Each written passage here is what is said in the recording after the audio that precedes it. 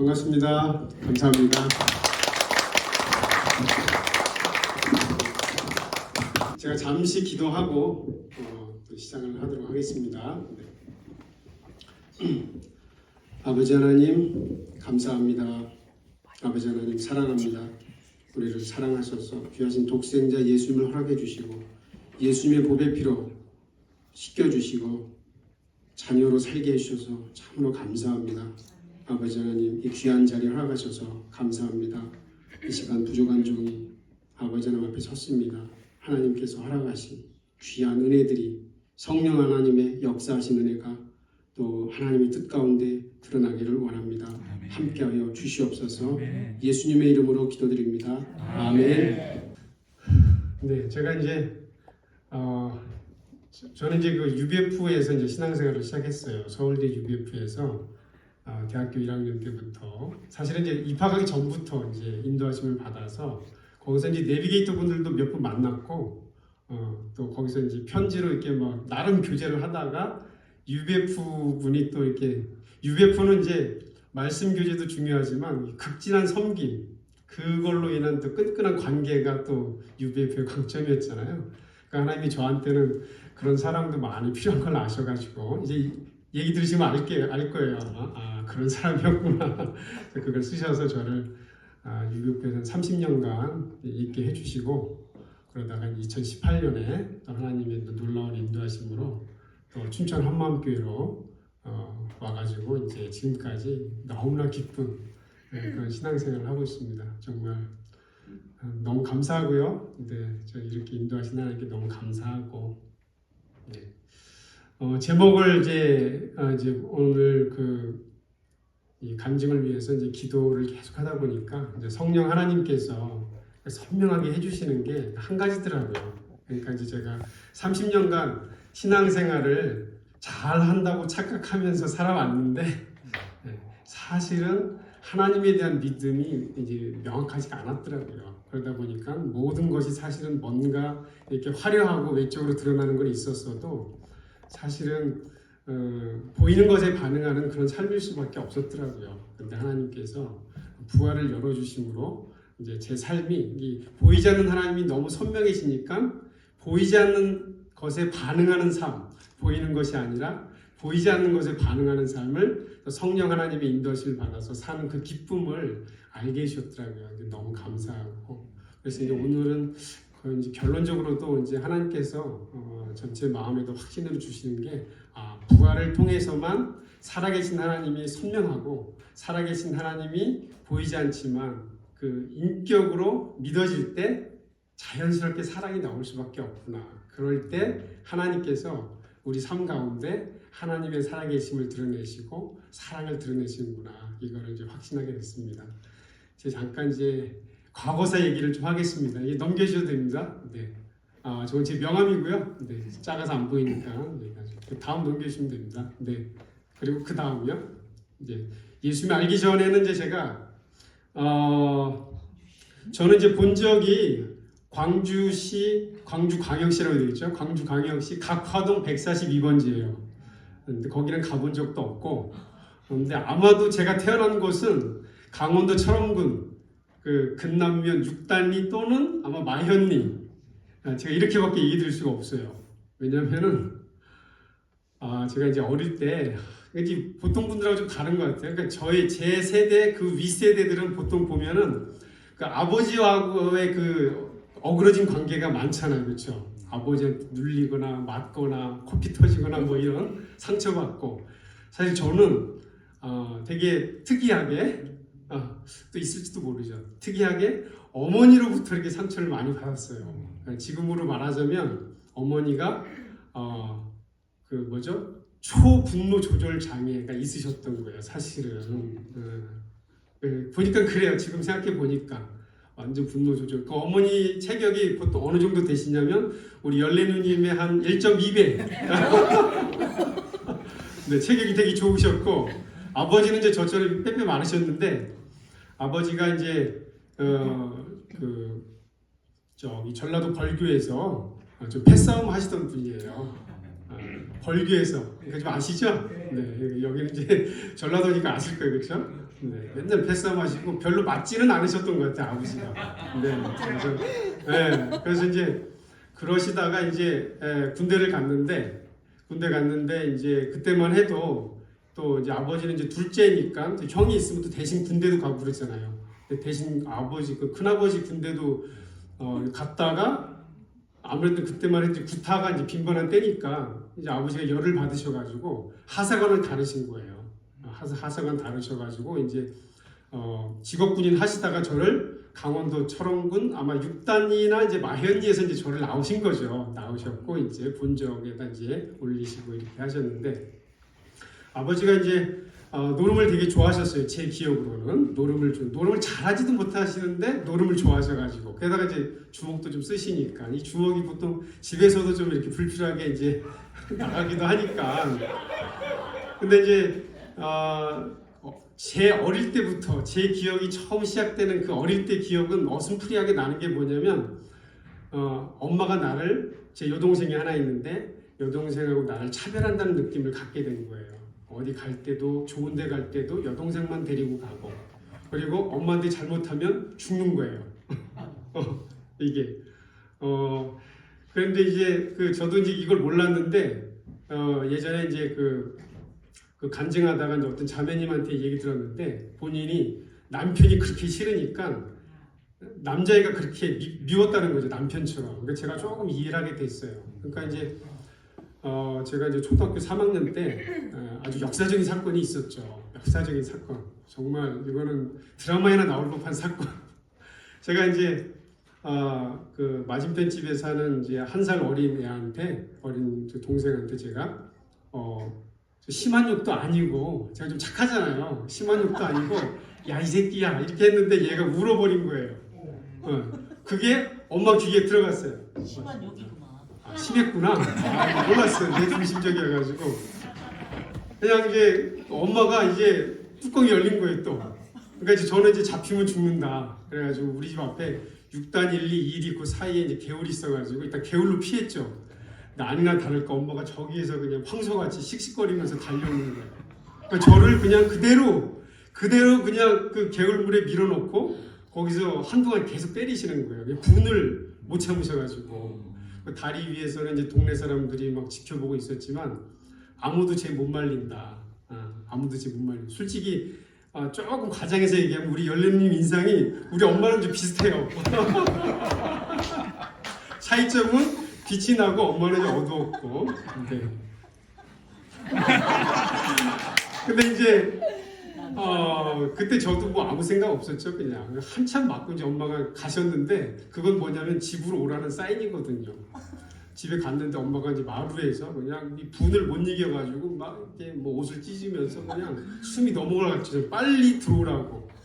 그럼 어떻게 올라가겠어요, 진짜. 어떻게 겨우 올라갔는데 그냥 방에 들어가자마자 그냥 막 몽둥이로 때리다가 이제 몽둥이로 안 되니까 그냥 머리채를 잡고 막 벽에다 박으면서 그냥 죽어라 죽어 이 왼수하면서 하여튼 뭐 남의 일처럼 아니 거의 잊고 살았죠. 사실은 제가 예수님 만나기 전까지는 이걸 잊고 살았어요. 그러다가 이제 근데 그게 거기서 끝난 게 아니고 한참 맞거든요. 끝났어요. 그냥 끝났는데 밖에 나가서 야 이게 뭐냐 이게 멍하게 앉아 있었는데 엄마가 또 이렇게 설거지물을 버리러 나가다가 그냥 이렇게 찌그리시면 되는데 그걸 또 나한테 부어주시네 또. 아유 참 너무 그렇죠. 이게 제가 이제 남 얘기처럼 얘기하는데 하나님 감사합니다. 하나님 은혜가 아니면 정말 이렇게 남 얘기처럼 얘기할 수가 없죠 제가. 그래가지고 이제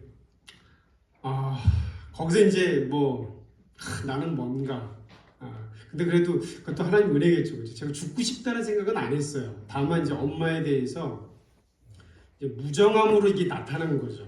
무정함으로 나타났는데 예를 들면 이제 엄마가 한 번은 뜨거운 물을 냄비째 들고 가다 쏟아가지고 이제 팔에 데워가지고 막 아파하는데도 그냥 아무 감정 없이 바라보는 뭐 이런 이제 무정함으로 나타난 거고 사실은 또 엄마니까 사실 사랑을 또 바라기도 하잖아요. 사랑을 바라기도 하지만 그러나 이제 반대로 이제 그 분노가 근데 이제 분노가 있는데 엄마는 사실 이제 체격이 좋으니까 제가 이제 분노를 표출할 수는 없고 그냥 엄마에 대해서는 그냥 거의 이제 냉엄할 정도로의 그 이제 무정함으로 이제 엄마를 일관되게 이제 대하게 된 거죠. 엄마는 그것 때문에 서운하기도 하셨지만 사실은 뭐 그렇죠.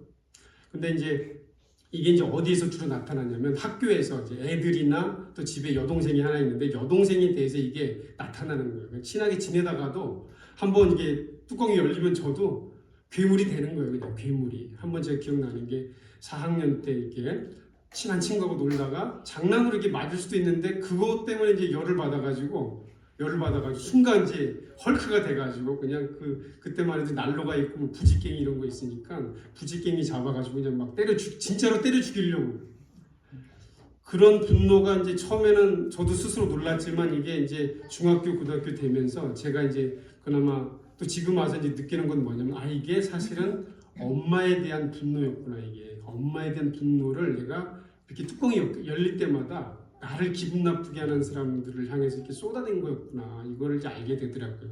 근데 이제 한마음교회 와가지고는 그게 사실은 하나님에 대한 분노였구나. 이걸 이제 하나님이 알게 해주셨는데 그래가지고 이제 그러다 보니까 이제 인간관계가 이게 제대로 될 리가 없죠. 그래서 엄마와의 그런 어그러진 관계니까 인간관계에서 어떤 즐거움을 누릴 수는 없고 그러면서 근데 이제 그렇게 해서 이제 제 삶이 이제 거기서 이제 형성이 된 거죠. 인격이 형성이 되고 그러다가 이제 아버지가 이제 초등학교 6학년 때 이제 제대를 하시고 인천으로 와가지고 인천에서 살았는데 어머니는 이제 초등학교 3학년 때부터 가출을 하셨어요. 그러시다가 결국에 이제 제가 대학교 3학년 때 어디 사시는지도 모르는 가운데서 이제 마지막으로 보게 된 게 이제 뇌사가 되셔가지고 뇌사 상태에서 이제 돌아가시게 된. 그래서 이제 엄마하고는 제가 이제 어떤 이 따뜻한 추억이 이제 전혀 없었던 거죠. 그렇죠? 그냥 어떤 이제 품에 안기거나 그 품에서 어리광을 부리거나 이런 게 전혀 없었던. 근데 이제 겉으로는 그게 이제 드러나진 않았고 아까도 말씀드린 거죠. 누군가 나를 기분 나쁘게 하면 이제 폭발하는 걸로 이제 이게 나타난 거예요. 그냥 계속 그러면서 이 대상이 계속 바뀌어가고 제가 이제 아버지랑 살면서 아버지는 이제 군대 생활만 하셨으니까 아무래도 이제 자녀들에 대해서 이제 되게 좀 그렇게 섬세하게 돌봐주지는 못하셨고 그래서 이제 또 생활도 좀 어렵기도 하고 그래서 이제 제가 중학교 3학년 때부터는 대학교 들어갈 때까지 이제 신문 배달을 또 하게 됐어요. 신문 배달을 하면서부터는 이제 신문 배달을 하면서 또 여러 가지 또 일들이 있었던 거죠. 그냥 여러 가지 일들. 그 중에 이제 한 가지 기억나는 거는 이제 뭐 새벽에 이제 신문 배달 하다가 뭐 자전거 타다가 이제 넘어져가지고 이제 힘든데 이제 뭐 혼자라는 그 느낌 그런 거. 그 다음에 이제 한 번은 그런 적도 있었죠. 이제 한 번은 이제 새벽에 이제 신문 배달을 하는데 신문이 막 젖고 막 이러면서 누군가 이제 도움을 청하고 싶은데 정말 주위는 어두컴컴하고 비는 계속 억수로 쏟아지고 그러면서 이제 정말 폭발할 것 같은 그런 이제 분노가 막 이제 이렇게 임한 적이 있는데 정말 나를 이렇게 만든 모든 누구를 그냥 없애버리고 싶은 그런 충동에도 막 사로잡히기도 하고 그렇게 해서 이제 힘든 시간을 보내다가 근데 이게 이제 나중에는 자학으로 나타나게 되더라고요. 그때는 사실은 그걸 자학이라고 생각하지 못했지만 자학으로 이제 나타나는 게 뭐냐면 그 분노를 표출하는 거가 뭐냐면 이제 산에 가서 제 몸을 단련하는 거예요.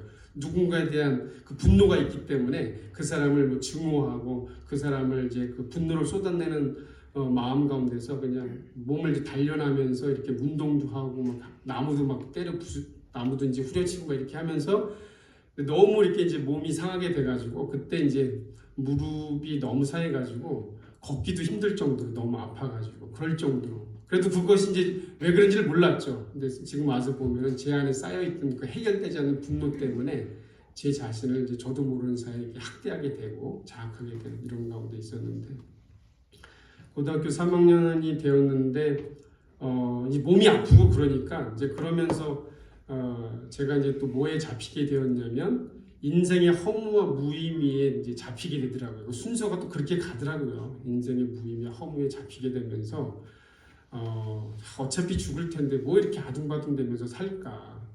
근데 이제 고3 때가 되면서부터는 근데 사실 이제 제가 어떤 게 있었냐면 그래도 신문 배달도 하고 아버지밖에 없고 그러긴 하지만 이제 공부를 좀 하고 이렇게 했기 때문에 제 안에 그래도 나는 니들보다는 낫고 그래도 나는 좀 할 수 있다. 또 내 인생에 대해서 좀 자신감이 있었는데 이 인생의 허무와 무의미에 대해서 계속 생각을 하다 보니까 여기서는 답이 없더라고요. 그러면서 어느 순간 제가 제 스스로 저에 대해서 갖고 있던 그 자존심과 또 자만심 이런 거가 이제 놓여지는 순간이 있더라고요. 그때는 제 안에서 이제 뭐가 이렇게 쭉 빠져나간 듯한 느낌이 됐는데 그때부터는 정말 우리가 이제 맥 빠지다 이런 표현을 쓰잖아요. 그렇죠? 맥이 빠져나간 것 같은 그런 느낌으로 돼가지고 공부하기도 좀 쉽지도 않고 사실은 그 상태였으면 사실 공부도 못했을 것 같아요. 아마 대학도 안 갔을 것 같고 대학 갈 생각도 없었기 때문에 근데 이제 하나님께서 제가 이제 믿지는 않았지만 그때도 아마 이제 하나님이 쓰신 것 같아요. 우리 선생님이 담임 선생님이 그때만 해도 그런 거 있잖아요. 고등학교 1학년 때 애들 성적이 좋으면 너는 스카이 가이드 그리고 3학년 때 보내면 또 뭐 포상금도 나오고 이렇게 하잖아요. 그렇죠? 우리 선생님이 1학년 때부터 저를 찍어놨거든요. 너는 어떻게든 서울대 가야 돼 이렇게. 3학년 때 제가 영육간의 상태로는 도저히 서울대를 갈 수가 없는데 너는 가야 돼. 그러면서 그때부터 이제 몽둥이를 드시더라고요. 별명이 깡패였는데 얼마나 때리든지 그냥 한 번은 엄청 얻어 터졌는데 그냥 그 몽둥이를 뺏어가지고 저 담임 선생님을 때려 죽이고 그냥 나도 창문 밖으로 떨어져 죽는 상상을 하기도 하면서 그냥 끝까지 이제 이게 펜은 완전히 놓지는 않고 그런 가운데서 이제 서울대 수의대를 이제 합격하게 됐는데 이제 고3 때만 해도 참 저는 정말 너무 힘들더라고요. 너무 힘들어가지고 그러니까 이제 인생의 허무 무의미의 무게도 너무나 무겁기도 하고 그 다음에 그 어머니와의 관계에서 형성된 그런 불완전한 인격 장애로 인해서 사람들에 대한 이제 극도의 경계심과 불안감 이런 것이 생기는 거예요. 소위 이제 자의식이 되게 심해진 거죠. 그러면서 밖에 나가는 것도 너무 힘들고 이렇게 모든 것이 이제 영원히 이제 피폐해져 가니까 너무 힘들더라고요. 결국에는 나중에는 그냥 가끔씩 분노하는 내 모습도 무섭기도 하고 누가 날 좀 도와줄 수 없을까 이렇게 간절한 마음이 들더라고요. 근데 사실 그래도 하나님을 찾지는 않았어요. 언제 한번 제가 친구를 따라서 이 교회를 한번 간 적이 있는데 목사님이 예수님 안 믿으면 지옥 간다는 얘기를 하시더라고요. 그 얘기가 딱 들렸는데 기분이 나쁜 거죠. 왜 목사님 이렇게 뭐 조건을 걸어두시고 이제 가리시나 그래가지고 기분이 나빠가지고 더 이상 이제 교회도 안 가고 그러면서도 하여튼 내가 너무 힘드니까 날 좀 도와주기를 바라는 그런 마음 이제 간절한 마음은 있었어요. 그러다가 이제 하나님 은혜로 이제 서울대 수의대에 이제 합격을 하게 되고 이제 캠퍼스에 왔는데 그때만 해도 이제 내비 유비에서 뭐 전도를 진짜 열심히 했거든요. 그래서 처음에는 이제 내비게이터 선배를 만났고 그러다가 이제 UBF 선배님을 만났는데 UBF 선배가 이제 저를 이제 그 회관 UBF는 이제 회관이라고 하니까 회관이나 센터 교회라고 하지 않고 회관에 이제 초청을 해줬는데 거기 계신 분들이 저를 너무나 이렇게 극진하게 이렇게 섬겨주는 거예요. 처음 보는 사람인데도.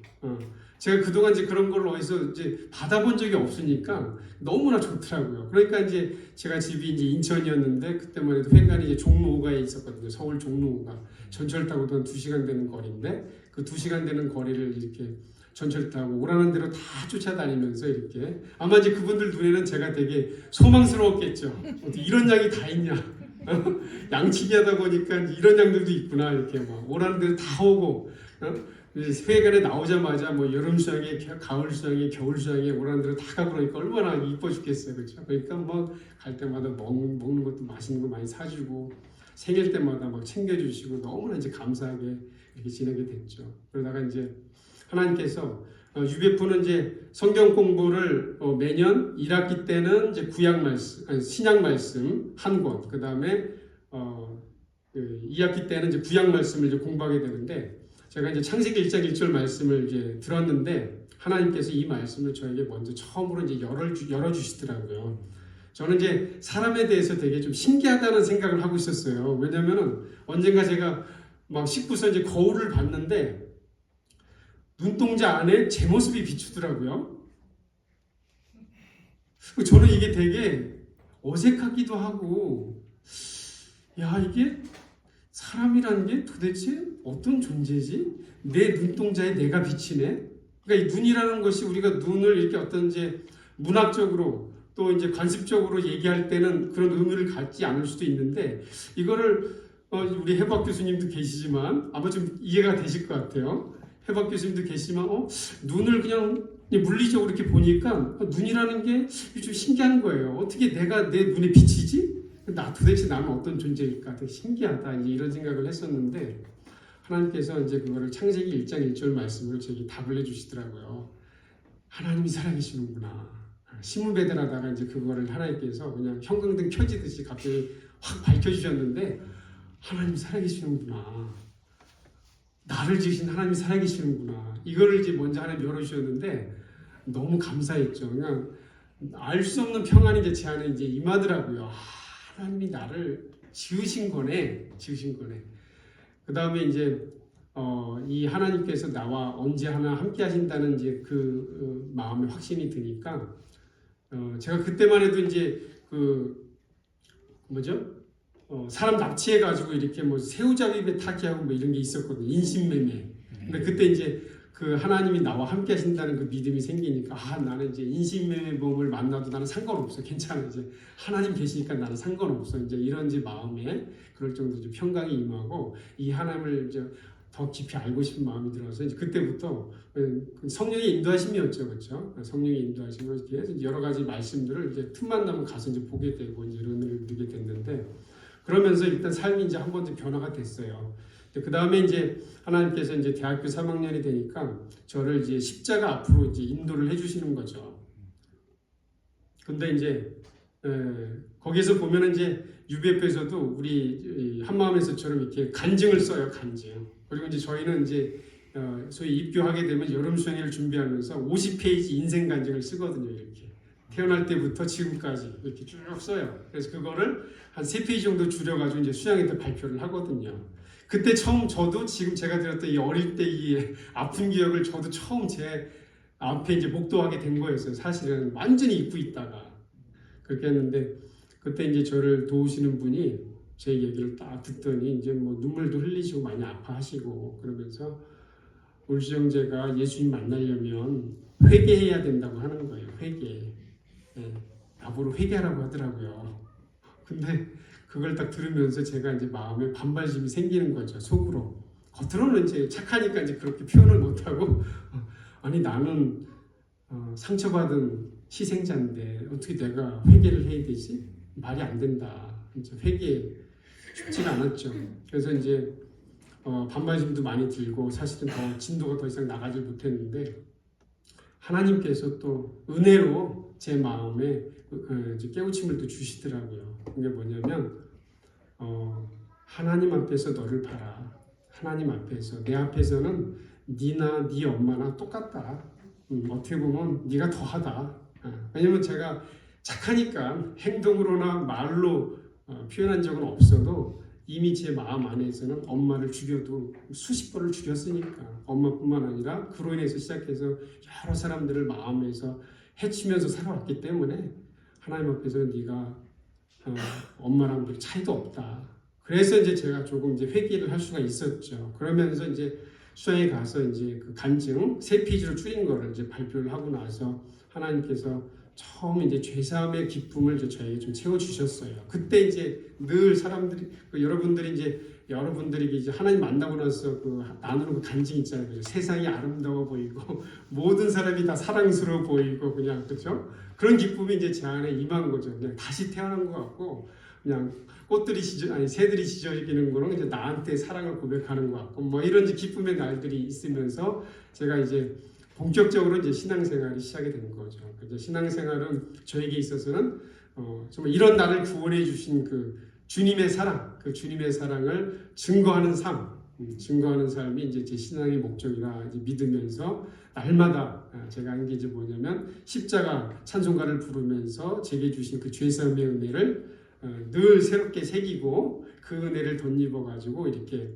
사람들을 사랑하고 영혼들을 섬기고 이제 이런 삶을 살려고 이제 이렇게 기쁨 가운데 하나님께서 또 이끌어 주셨어요. 그러면서 이제 또 이제 제가 이 라이프가 이제 아무래도 좀 미움과 관련된 부분이 있다 보니까 뭐 하나님께서 또 귀하게 여러 모임에서 많이 사용해 주시긴 하셨죠. 그 십자가 말씀을 얘기할 때는 꼭 이제 저를 세워 주시는 거예요. 이렇게 그러면서 그 용서의 사랑, 제게 임한 그 용서의 사랑을 이렇게 이제 전할 수 있도록 해주셨는데, 아까 그렇게 이제 그 죄사함의 은혜가 임하면서 제가 그 배너 영화 아시잖아요, 그렇죠? 배너가 이제 그 예수님의 그 십자가를 보면서 그 마음에 칼이 놓여지는 그 은혜를 누리면서 이제 삶이 변화되기 시작하잖아요. 저도 제 안에 그 정말 그 내려놓을 수 없을 것 같았던, 평생 내려놓을 수 없을 것 같았던 그런 증오의 칼이 이제 놓여지는 것을 저도 느끼게 되고, 신기하게 이제 어머니가 이제 이해가 되고 사랑을 하게 된 거죠. 그러니까 어머니를 위해서 기도하게 되고, 아버지도 같이 이제 또 이해하게 되고, 아버지를 위해서 기도하게 되는, 이제 정말 이게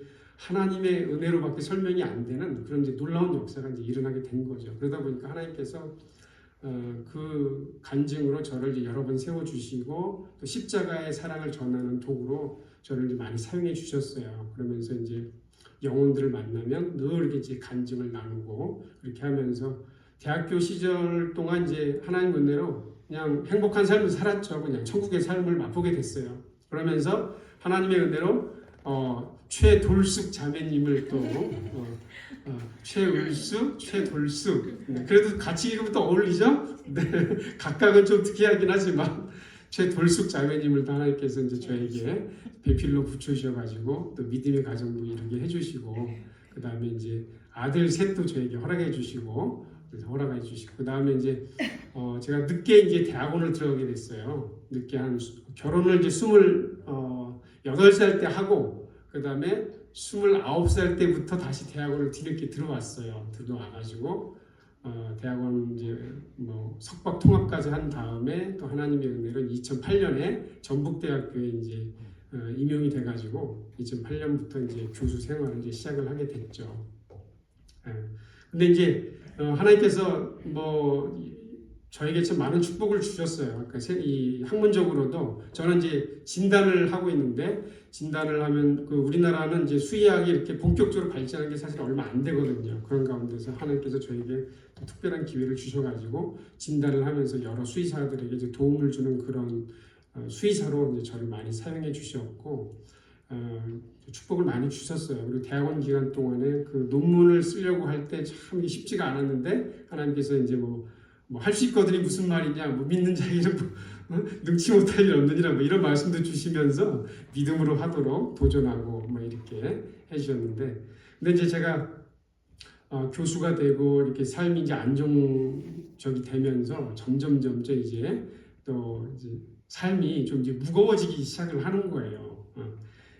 해온 게 있으니까 이제 매일 아침에 일어나서 이제 큐티하고 간증도 쓰고, 그 다음에 또 예배 드리고, 또 간증도 쓰고, 뭐 전도도 하고, 뭐 이렇게 하는 거는 있는데 갈수록 이제 힘든 거죠. 그리고 아침마다 제가 이제 찬송가 부르면서 그 십자가의 은혜를 좀 새롭게 하고 싶었는데, 어떤 날은 그래도 되지만 또 잘 안 되는 거예요. 계속 갈수록 이렇게 아무리 그걸로 나를 옛날처럼 처음 예수 만났을 때처럼 저를 배우고 싶지만 그게 안 되더라고요. 안 되면서 그냥 기도하다 자기도 하고, 그런 날은 그냥 하루 망친 것 같고 처음에는 그런 날은 또 하나님 앞에서 되게 죄송스럽고 두려운 거예요. 하나님께서 허락을 하신 하루인데 아침을 이렇게 시작해서 죽을 쓰고 있으니 하나님 앞에서 막 낯을 들 수가 없는 뭐 이런 막 되게 이제 율법적이 된 거죠, 나도 모르게. 그러면서 또 이제 나이가 이제 선교단체가 이제 아무래도 대학생을 전도하는 이제 선교단체다 보니까 나이가 이제 30줄, 40줄이 돼가니까 이게 학생들도 사실 이렇게 부담을 많이 느낄 수밖에 없잖아요. 전도하는데도 좀 어려움도 있고, 그리고 또 이제 UBF는 그래도 전도 대상을 학생이 아니면 전도 대상이 아닌 거예요.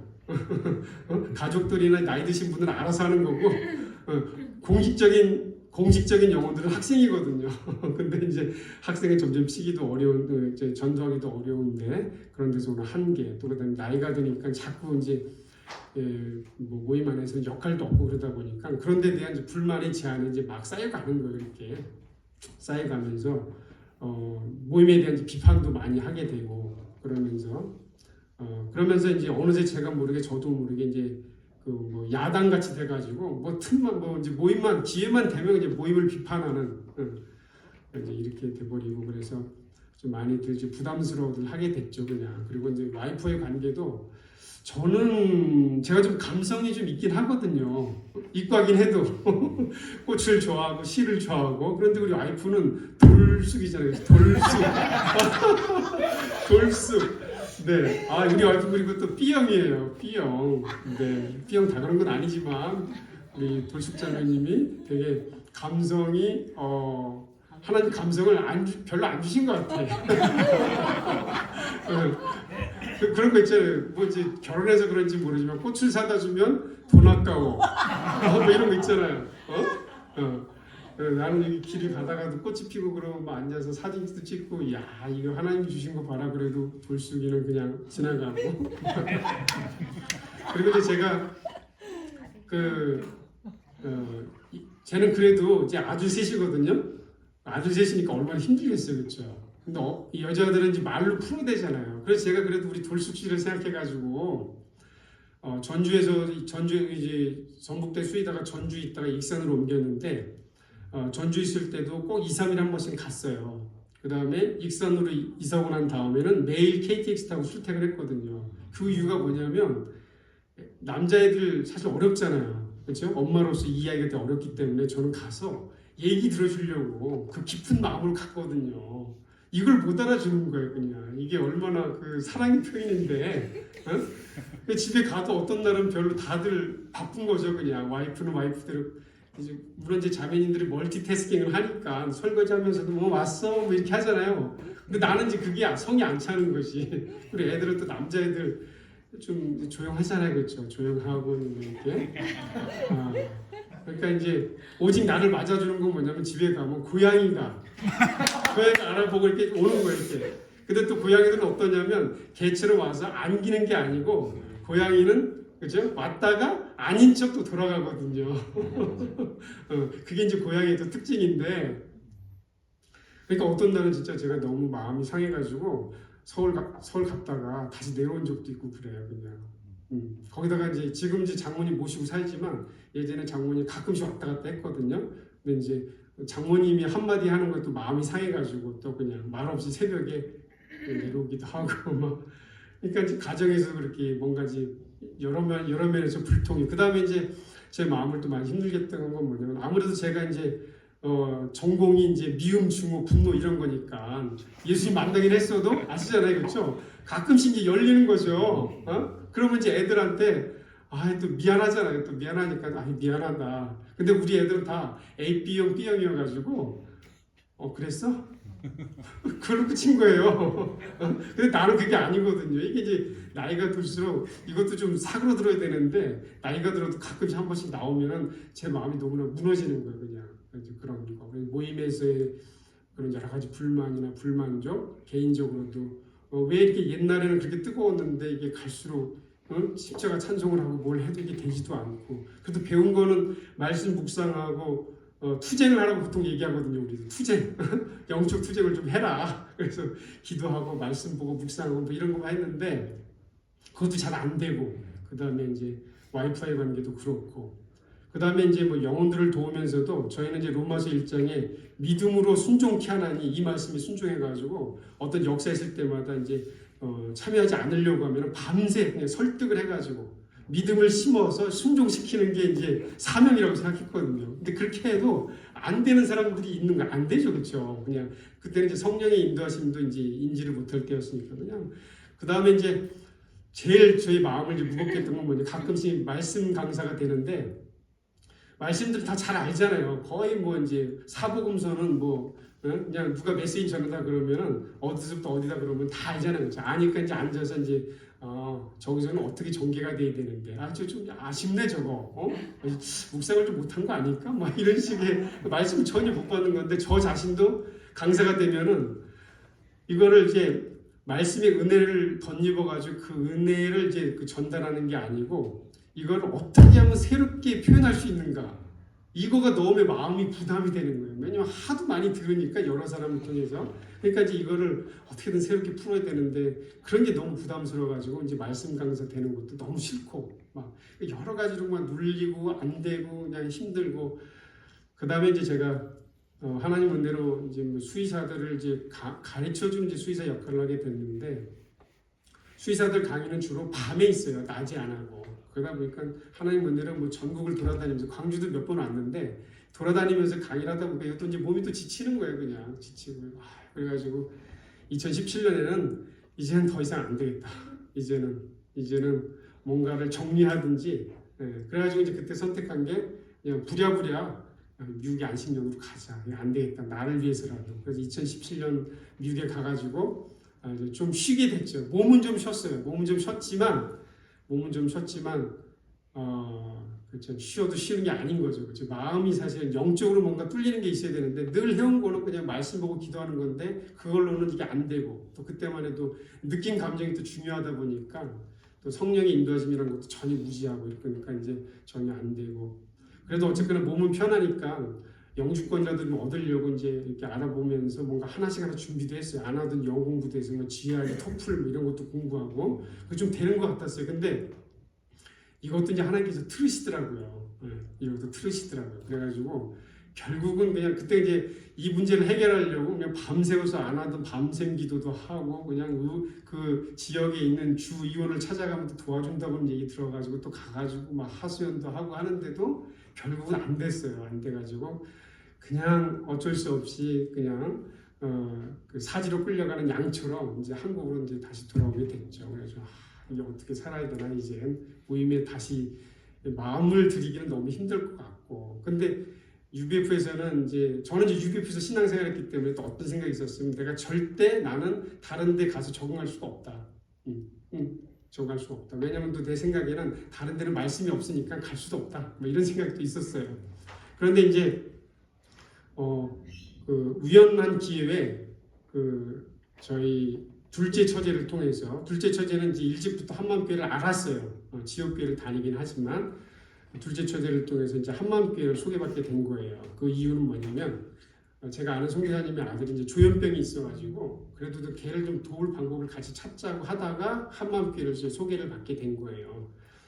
근데 처음에 이제 와이프가 좀 들었거든요. 와이프가 들었는데 저는 이제 와이프가 예전에 약간 그 다락방에서 있던 그 선교사님의 말씀을 듣고 약간 이렇게 좀 그 흔들린 게 있었기 때문에 저는 또 이제 또 좀 이상한 거 아니야 그래가지고 이제 그런 눈초리 일단 이제 사전 조사를 이렇게 막 구글링을 하면서 이렇게 해봤는데 또 들어보니까 뭐 좀 글들이 많긴 하더라고요. 비판하는 글들이 많기는 한데 계속 보다 보니까 딱 두 분이 계속 공격을 하더라고요. 그리고 그 와중에 사실은 뭐 문제될 거 없다 그러면서 이제 변호하는 분들의 글도 있고 이제 정리가 좀 된 것 같더라고요. 그래가지고 그럼 괜찮네. 한번 들어보자.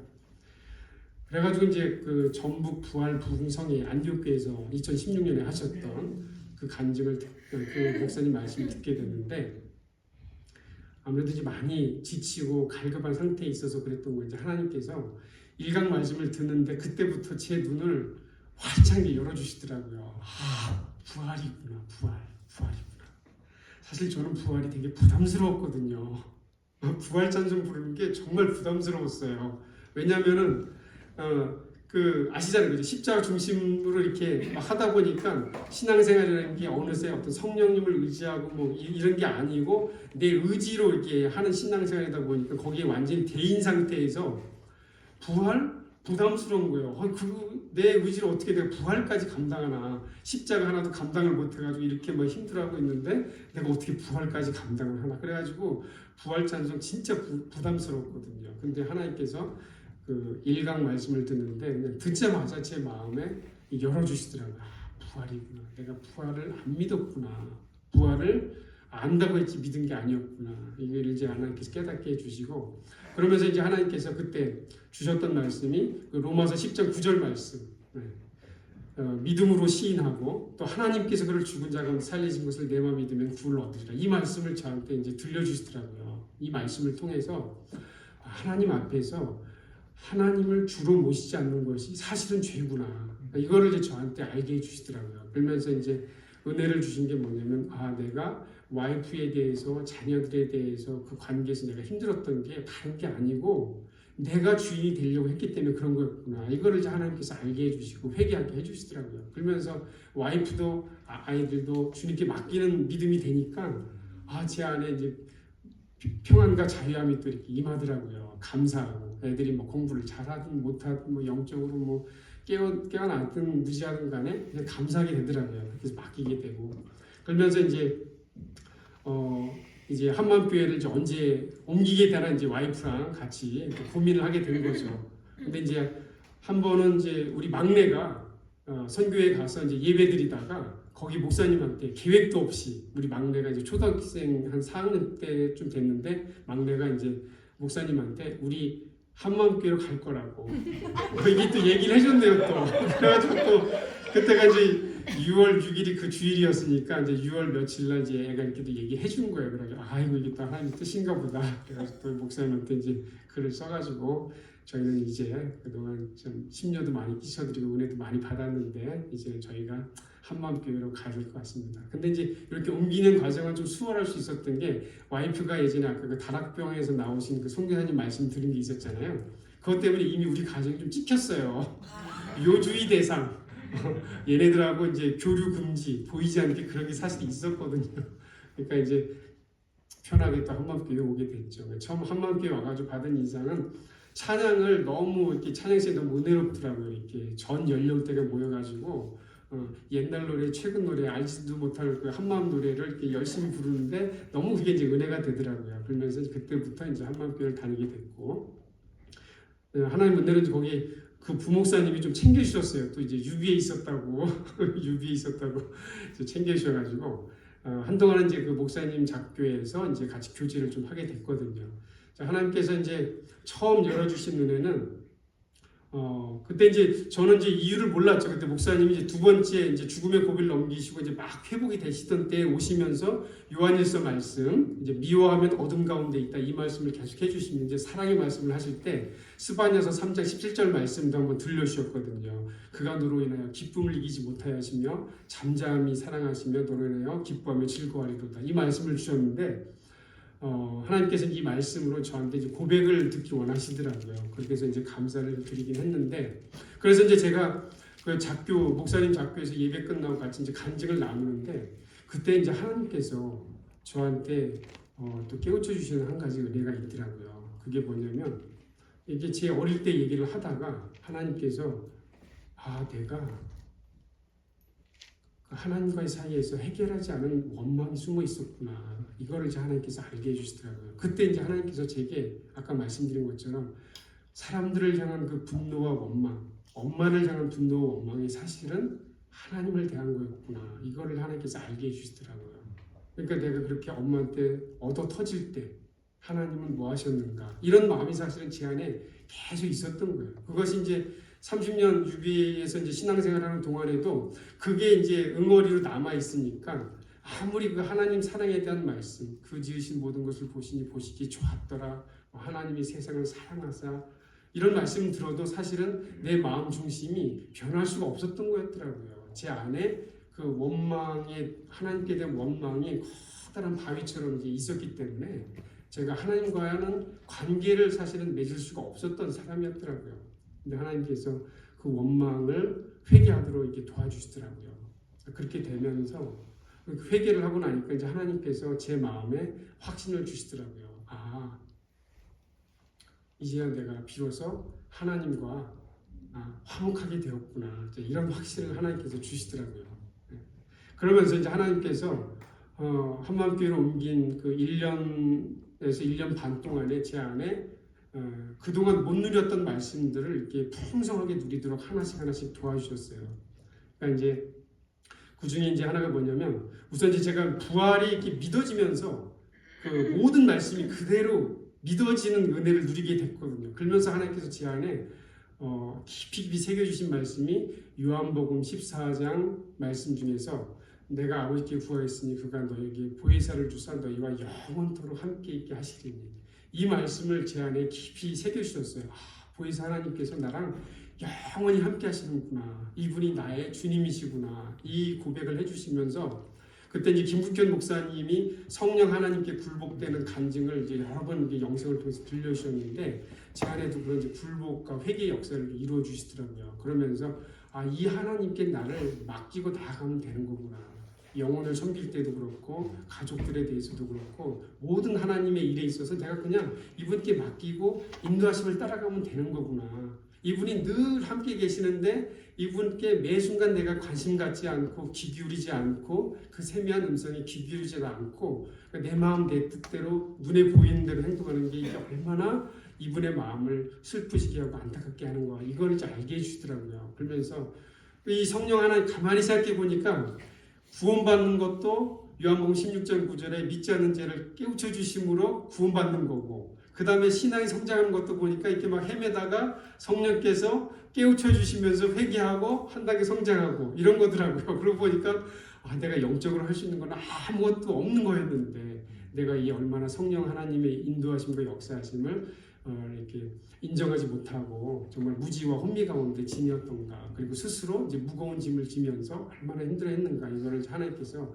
알게 해주시더라고요. 그래서 이 성령 하나님의 인도하심을 깨우쳐 주신 게 한마음께 오고 나서 정말 누리게 되는 몇 가지 가장 큰 은혜 중에 정말 놀라운 은혜인 것 같아요. 성령이 계신다는 것이 얼마나 감사한가. 그러니까 아침마다 이제 제가 이제 연구실에 가면서 그 세미한 음성에 이제 귀 기울이는 삶이 너무 감사한 거예요. 이렇게 하다 보면 하나님께서 섭리 가운데 저는 주로 이제 같이 밥을 먹거나 또 이제 학생들 진로 상담을 하면서 이제 인도하심을 따라서 이제 부활 복음도 나눠주고 이렇게 하는데 하나님께서 이렇게 때마다 이렇게 도울 사람들 이렇게 생각나게 하시더라고요. 이제 어떤 학생은 그렇게 이제 돕다가 이제 예수님도 부활하신 예수님도 영접을 하고 은혜도 받았지만 조금 이제 코인을 하면서 어떻게 이제 돈을 벌고 나니까 얘가 좀 마음이 좀 부유해져가지고 저렇게 이제 약간 이제 광야 생활을 하고 있는데, 근데 하나님께서 이렇게 가끔씩 기도를 하고 있으니까 생각나게 하실 때가 있어요. 그래서 그때 이제마다 이렇게 생각이 나면 그거를 이제 예민하게 받게 하시면서 이제 카톡을 하거나 연락을 한번 하게 하시거든요. 그러면 얘가 깜짝깜짝 놀란다고 하더라고요. 왜냐면 꼭 자기가 뭔가 일이 있어서 힘들 때마다 카톡을 한다는 거예요. 귀신 같다고, 귀신 같다고. 어쩌겠냐, 하나님이 너의 주인이신데. 그러면서 이제 그래서 날마다 이제 그렇게 성령 하나님의 인도하심을 받으면서 모임 작교도 섬기고 이렇게 하는 게 너무 감사하고, 그 세밀한 음성을 듣는 게 너무 감사하더라고요. 그것도 너무 감사하고, 그 다음에 이제 하나님께서 2019년 이때쯤에는 이제 이제 작교를 이제 배정을 받아가지고 서울에서 이제 목동에서 작교 모임을 하게 됐어요. 갔는데 이제 작교를 처음 참석하면서부터는 이제 그런 생각도 좀 들었어요. UBF 30년은 어떤 의미가 있을까? 아무 의미가 없었던 걸까? 그 마음 이면에는 사실은 그래도 내가 30년 하다가 왔는데 그래도 조금 이제 대우도 좀 받고 싶고 이런 마음도 있었겠죠. 근데 하나님께서 고민하는 중에 이제 들려주시더라고요. 그 중심에 너밖에 없었잖아. 너밖에 없었잖아. 그거를 이제 세미하게 또 들려주시더라고요. 그러고 보니까 30년 동안 이제 나밖에 없었더라고요. 내 느낌이 중요했고, 정말 내가 잘 되고, 내가 만족스러워야 되고, 내가 기뻐야 되고, 내가 드러나야 되고, 온통 그냥 나밖에 없었더라고요. 그러니까 기도하는 것도 나를 위해서, 찬양하는 것도 나를 위해서, 말씀 전하는 것도 나를 위해서, 전도하는 것도 결국은 그 중심이 보니까 내 만족을 위해서.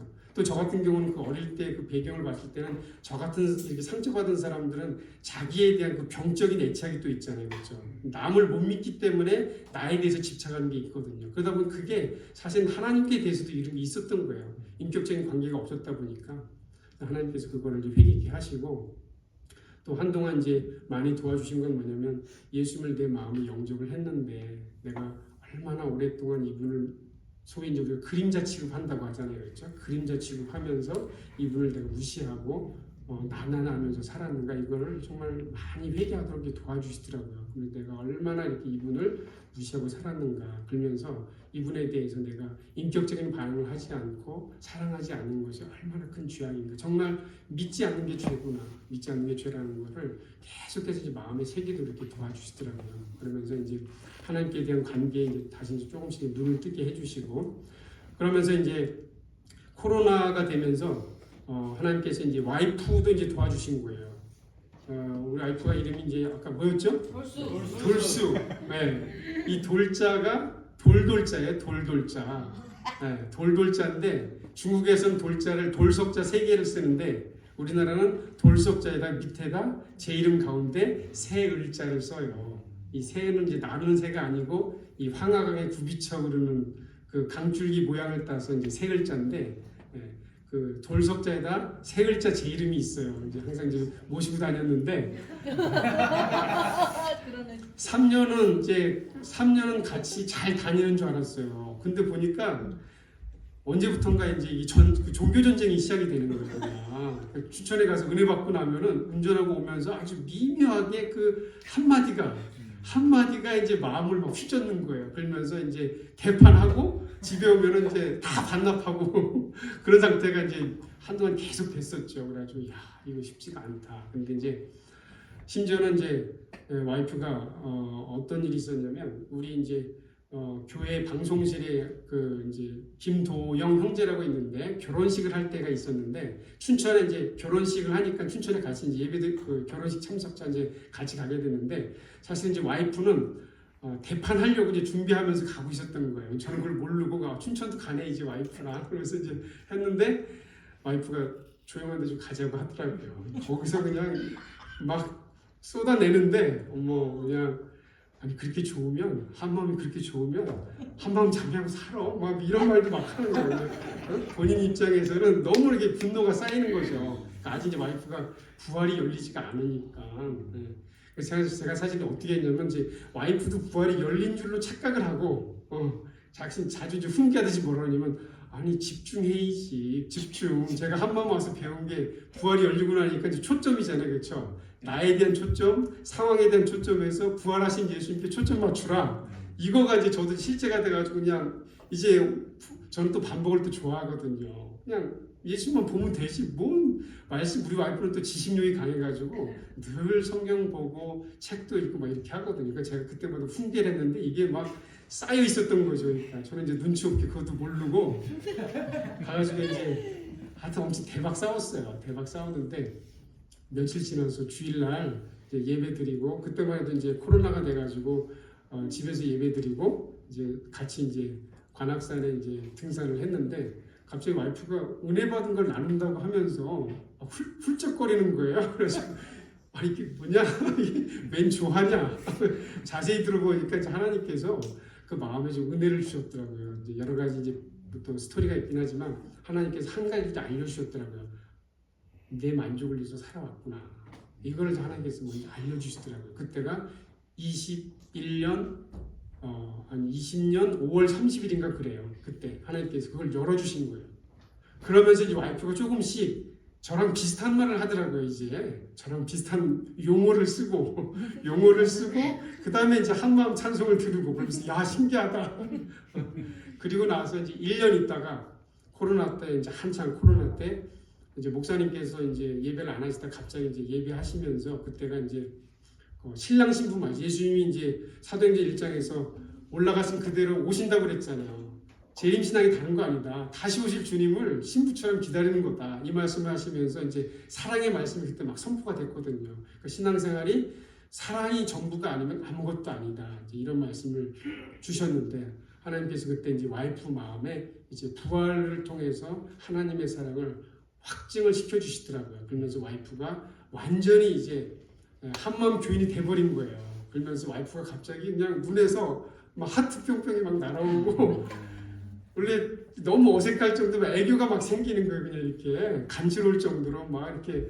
그래가지고 제가 그 남자애들 셋만 있는 절간 같은 집에서 늘 그 딸 하나 있는 집이 그렇게 부러울 수가 없었는데 더 이상 이제 딸이 안 부러울 정도가 돼버린 거예요. 그냥 와이프가 너무 애교가 많아지고 그래가지고 야 이건 또 웬 조화인가 그래가지고 제가 간증을 썼어요. 며칠 있다가 야 이게 좀 마음을 주셔가지고 제목을 우리 목사님이 제목을 아주 중요하게 생각하시니까 제목을 이돌쑥이 그돌쑥인가 그래서 제가 간증을 막 썼어요. 하나님께서 이루신 성도의 역사를 그러면서 이제 제가 받았던 은혜도 이제 근데 이제 목사님께서 그 간증을 보시고서 주일날 이제 토요일날 전화를 주셨더라고요. 그 둘이 한번 이제 간증 발표하라고 그래가지고 이제 교회에서 부부관계가 회복이 된 걸로 이제 간증을 하게 됐어요. 저도 전혀 생각지 못했던 어떻게 보면 첫 데뷔 간증이었죠. 이제 그때 한마음에서 3년간 있다가 이제 하나님께 처음 이렇게 해주셨는데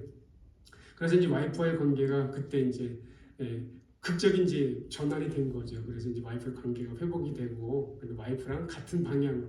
물론 이제 지금도 가끔씩은 좀 넘어가기 좀 힘든 경우가 좀 있긴 하지만 그런데 이제 성령께서 이제 그때 도와주시니까 그러면서 이제 그런 은혜들을 누리게 되고 그러면서 이제 아이들도 제가 이제 뭐 저희가 이제 은혜를 받았으니까 이제 아이들도 그냥 춘천에서 같이 이렇게 좀 있으면 좋잖아요. 근데 하나님께서 은혜로 첫째도 이제 강원도 수의대로 갈 수 있게 해주시고 또 둘째는 이제 강원대 또 간호대 가가지고 또 생활관에 있으면서 이제 복음 듣고 또 이제 부활이 열리는 그런 은혜도 주시고 아직 이제 막내는 이제 집에 있고 그런데 그래서 이제 그런 은혜들을 이제 누리게 됐죠.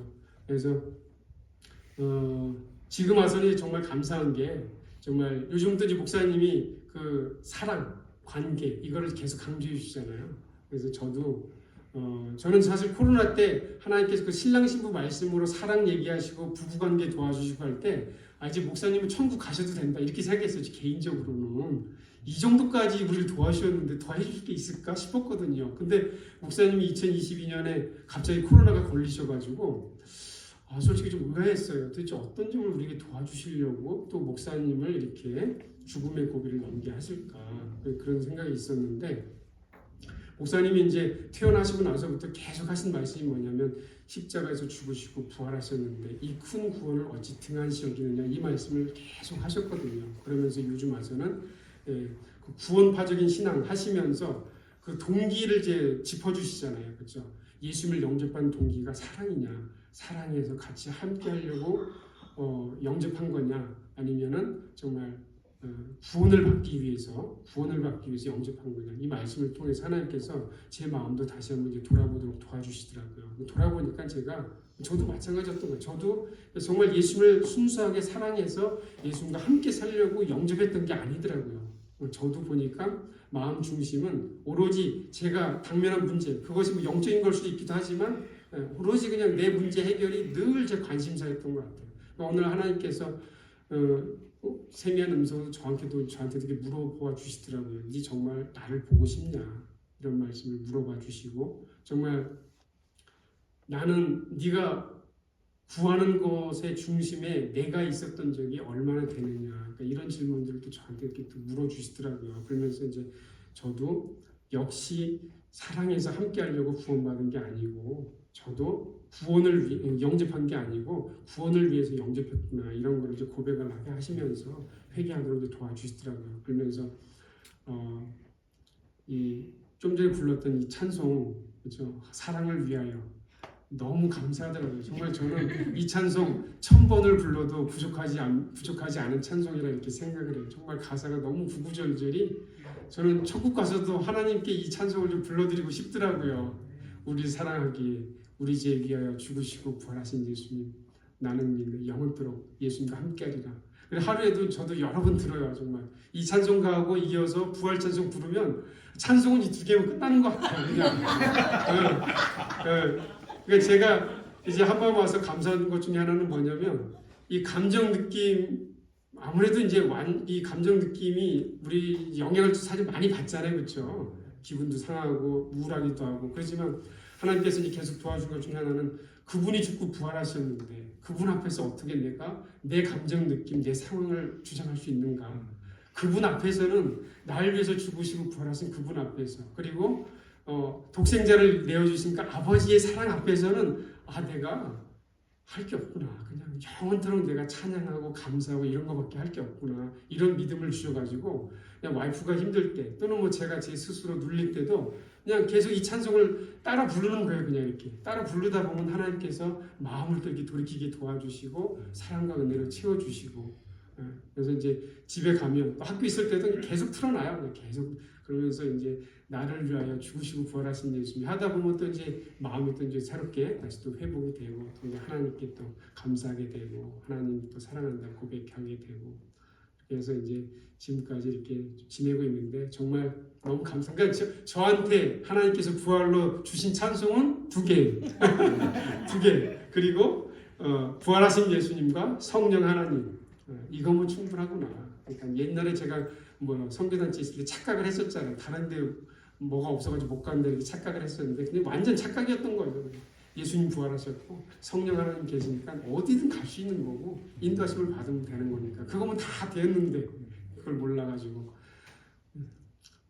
지금 저는 정말 제가 이제 51세인데 한만 보고 나니까 저를 이렇게 살려주신 것만 해도 너무 감사하더라고요. 살려주셔가지고 이 한마음으로 인도하셔서 부활복음 듣게 해준 게 너무 감사하더라고요. 이 부활복음 모르고 내가 죽었으면은 하나님 앞에 가서 얼마나 부끄러웠을까 이런 생각도 자주 하게 되고 하나님께서 저를 불러준 게 너무 감사하고 예수님이 정말 죽으시고 부활하신 거 이거 하나면 다 되는 건데 그렇죠? 오다가 이제 제가 정말 또 마음에 더 강한 확신이 드는 게 정말 부활이 아니면 보이지 않는 하나님을 확증할 수가 없는 거구나. 그렇게 은혜를 받고 체험을 하고 뜨거움이 있어도 그걸로 보이지 않는 하나님을 확증할 수가 없는 거구나. 그게 안 되었기 때문에 보이지 않는 것을 추구하는 삶을 잡는 삶을 내가 살 수가 없었구나. 이것을 결론을 내주시더라고요. 그러니까 부활로 살아계신 하나님이 확실히 되니까 그분과에 대한 인격적인 사랑이 나오는 것도 당연한 거고 그분을 붙잡고 나가는 보이지 않는 것을 추구하는 삶이 되는 거고